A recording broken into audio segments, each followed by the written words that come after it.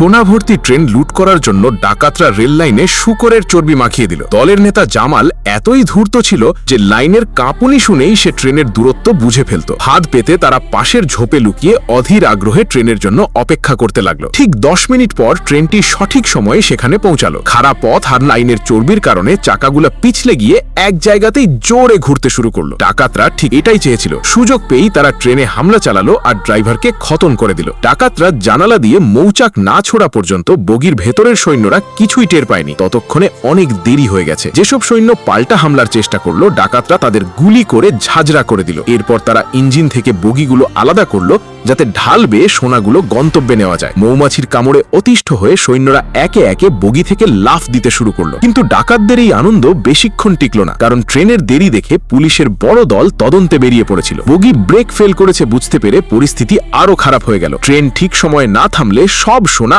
আগের স্টেশনেই ফিরে যেত আর তাদের সব পরিশ্রম পানিতে যেত। তবে ভাগ্যিস জামালের প্রস্তুতি আগেই নিয়ে রেখেছিল। 1 ঘন্টা আগেই সে তার আরেকটা দলকে পাঠিয়ে লাইনের দুপাশের গাছে অনেক দড়ি বাঁধিয়ে রেখেছিল। তাদের আশা ছিল এই দড়িগুলো দ্রুত গতির ট্রেনটাকে থামিয়ে দেবে। যদিও ঢাল এত বেশি যে ট্রেনের গতি ঘন্টায় 300 কিলোমিটারে পৌঁছাবে তা তারা আন্দাজ করতে পারেনি। ট্রেনটা দড়িতে ধাক্কা মারতেই গতির চোটে দুপাশের গাছ শেকড় শুদ্ধ উপড়ে গেল। তবে ভাগ্য ভালো, দড়ি অনেক ছিল, তাই প্রায় 1 কিলোমিটার হেঁচড়ানোর পর অবশেষে ট্রেনটা থামলো। এবার তাদের অর্ধেক পরিকল্পনা সফল হলো। সবাই তাড়াহুড়ো করে বগি থেকে সোনা বের করার কাজে লেগে পড়ল। পুলিশকে ধোকা দিতে জামাল ইচ্ছে করেই একটা ভারী ঘোড়ার গাড়ি অন্য রাস্তায় পাঠালো যাতে চাকার দাগ দেখে পুলিশ বিভ্রান্ত হয়। কিন্তু সে দারোগার চালাকিকে খাটো করে দেখেছিল। দারোগা সেই খালি গাড়ির পিছু না নিয়ে সোজা জামালের পেছনে পৌঁছে গেল। খুব জলদি দারোগা একা জামালকে ঘিরে ফেলল। এবার হাত তুলে আত্মসমর্পণ করা ছাড়া জামালের কাছে আর কোনো উপায় ছিল না। কিন্তু দারোগা ঘুণাক্ষরেও টের পায়নি যে এটাও এই ধূর্ত ডাকাতের শেষ চাল।